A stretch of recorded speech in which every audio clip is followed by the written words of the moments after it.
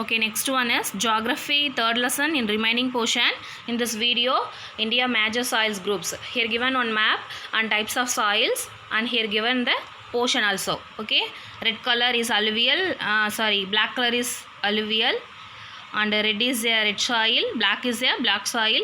Like that, given the colors and types of soils name also. Okay, this map is very important in your exam. Okay, next one.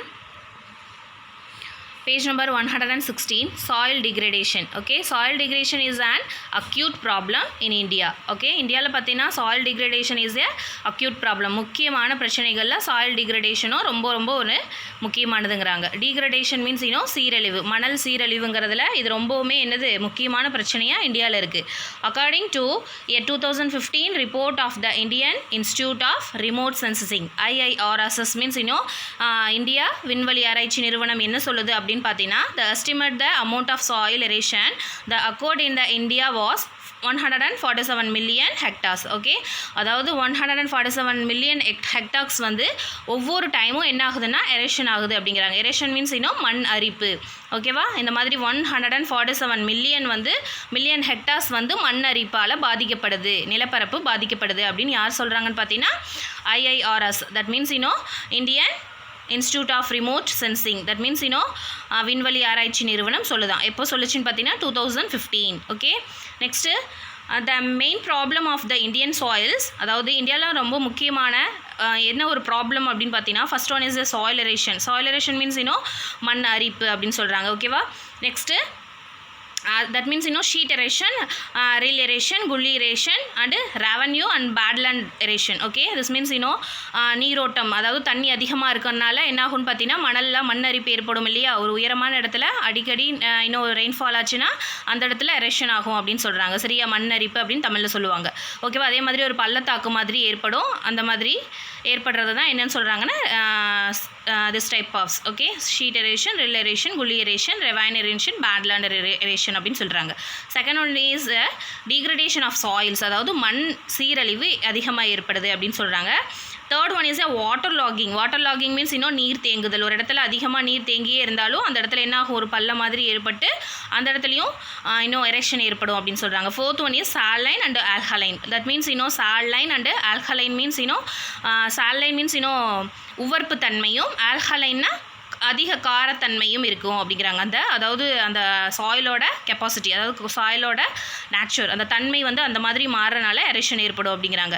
Fifth one salt flat type of soil or different erosion அப்படின்னு சொல்கிறாங்க. சரியா, அது எப்படி, that means salt ஃப்ளாட்னா உப்பு படிதல் அப்படின்னு சொல்கிறாங்க. அந்த நீரில் வந்து அந்த மாதிரி ஒரு கெமிக்கல் ப்ராப்பர்ட்டிஸ் என்ன ஆயிரும்னா ஃபார்மேஷன் ஆயிரும் அப்படின்னு சொல்கிறாங்க. சரியா, types of soils and different erosion அப்படின்னு சொல்கிறாங்க. அதாவது நிறைய எரேஷன், இந்த மாதிரி எரேஷன்னால சாயில் டீக்ரடேஷன் ஏற்படுது அப்படின்னு சொல்கிறாங்க. ஓகேடா, நெக்ஸ்ட் ஒன் பார்த்தீங்கன்னா methods of conservation and management of soils. ஓகேவா, அது என்னென்னு பார்த்தீங்கன்னா மண் வள பாதுகாப்பும், அதாவது மண்ணை வந்து எப்படி பாதுகாக்கலாம், எப்படி வந்து மேனேஜ் பண்ணலாம், அதாவது மேலாண்மை செய்யலாம் அப்படின்னு சொல்லியிருக்காங்க. First one is afforestation. That means காடுகளை உருவாக்குறது. ஓகேவா, அஃபாரஸ்டேஷன்னா காடுகளை நம்ம உருவாக்குறதுனால என்ன ஆகும்னா எரேஷனை கண்ட்ரோல் பண்ணலாம். அதே மாதிரி கன்ஸ்ட்ரக்டிங் டேம்ஸ் அண்டு பேரேஜஸ், அதாவது டேம்ஸையும், பேரேஜ் மீன்ஸ் குறுக்கணைகள், பேரேஜ்னா குறுக்கணைகள் அப்படின்னு அர்த்தம். பேரேஜஸும் டேம்ஸும் கன்ஸ்ட்ரக்ட் பண்ணுறதுனால உனக்கு எரேஷன் வந்து ஸ்டாப் பண்ணலாம் அப்படிங்கிறாங்க. Third one is prevention of overgrazing. Overgrazing means அதிக மேய்ச்சலை தடுக்கணும் அப்படின்னு சொல்கிறாங்க. Okay, fourth one is improved methods of agriculture practice, அதாவது பயிர் சாகுபடி முறைகளை பின்பற்றணும் அப்படின்னு சொல்கிறாங்க. ஓகேவா, அதுக்கு சம் டைட்டில்ஸ் கொடுத்துருக்காங்க பாரு. கான்டோர் மெத்தட், இது என்ன பண்ணணும்னா சம உயரம் உழுதல் அப்படின்னு சொல்கிறாங்க. அதாவது கான்டோரல் மெத்தட் மீன்ஸ் சம உயரம் உழுகுறத பற்றினா அந்த அக்ரிகல்ச்சர் பண்ணுறது வந்து சம உயரத்தில் பண்ணணும். அதே மாதிரி ரொட்டேஷன் ஆஃப் கிராப்ஸ், பயிற்சி சுழற்சி முறை அப்படின்னு சொல்கிறாங்க. அதே மாதிரி ஸ்ட்ரிப் கிராப்பிங், கரைகள் கட்டுதல், அதே மாதிரி பிளான்டிங் அண்ட் ஷெல்டர் பெல்ட், படிக்கட்டு மேலாண்மை. அதே மாதிரி என்ன சொல்கிறாங்கன்னு பார்த்தீங்கன்னா adapting the techniques of the sustainable agriculture or different conversation methods for a better soil management அப்படிங்கிறாங்க. அதாவது என்ன சொல்கிறாங்கன்னா காற்றதிர், எந்த இடத்துல காற்றதிர் திசையில் வந்து நம்ம மரங்கள் வளர்க்கணும், இந்த மாதிரி செய்கிறனால நமக்கு என்ன ஆகும்னு பார்த்தீங்கன்னா சாயில் டீக்ரடேஷனை நம்ம வந்து கண்ட்ரோல் பண்ணலாம் அப்படின்னு சொல்கிறாங்க. These are the soil degradation. Okay, page number 116 அந்த பாக்ஸில் ப்ளூ கலர் பாக்ஸில் கொடுத்துருக்காங்க. ஓகேடா, okay, are you understand? Next one irrigation. Irrigation means இன்னும் நீர்ப்பாசனம். நீர்ப்பாசனமே என்ன? Okay, do you know the irrigation? இரிகேஷன்னா என்ன அர்த்தம்னு உனக்கு தெரியுமா? Okay, I tell to you. Watering of agricultural plant through artificial means is called irrigation. அதாவது வேளாண் பயிர்களுக்கு செயற்கை முறையில் நீர்ப்பாசனம் செய்கிறது தான் என்ன சொல்கிறோன்னா இரிகேஷன் அப்படின்னு சொல்கிறோம். நீரை வந்து அதாவது செயற்கை முறையில் நீரை கொண்டு போய் நம்ம வந்து அக்ரிகல்ச்சர் பண்ணுறது தான் இரிகேஷன் சொல்கிறோம், அதாவது நீர்ப்பாசனம்.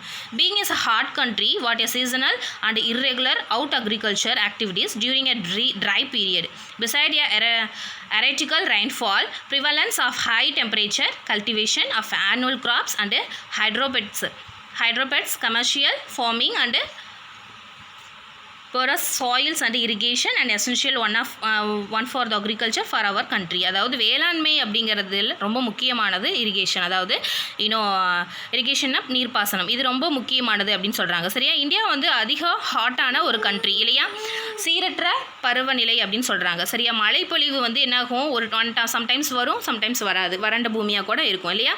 அதனால் அக்ரிகல்ச்சருக்கு ரொம்ப ரொம்ப மஸ்ட்டு நமக்கு என்னென்னா இன்னும் இரிகேஷன், நீர்ப்பாசனம் ரொம்ப அத்தியாவசியமானது அப்படின்னு சொல்கிறாங்க. இதை தவிர பார்த்தீங்கன்னா அதிகமாக வெப்பநிலை காலம் வரும்போது நமக்கு இந்த அதிக நீர் தேவைப்படக்கூடிய பயிர்கள் விளையும் இல்லையா? அதாவது இன்னும் தானியங்களாக இருக்கட்டும், ஏதாவது சம் ரைசஸ், வீட், இந்த மாதிரி எதுவாக இருக்கட்டும், water content is more then okay என்ன சொல்கிறது, it needed more then water content. இதுக்கு ரொம்பவுமே அதிகமான தண்ணி தேவைப்படும். அப்போ என்ன பண்ணணும்னா அப்படின்னா ஹாட் அண்ட் ட்ரை இந்த மாதிரிக்கு வந்து சுழற்சி முறையில் நம்ம நாடு இருக்கும் இல்லையா? அப்போ அந்த மாதிரி சமயத்தில் நமக்கு ரொம்ப முக்கியமானது இரிகேஷன் அப்படின்னு சொல்கிறாங்க. வேளாண்மைக்கு இது ரொம்பவுமே இன்றியமையாதது அப்படின்னு சொல்கிறாங்கடா. ஓகேவா? This is a irrigation. Okay, நீர்ப்பாசனம் என்னன்னு தெரிஞ்சுக்கிட்டியா?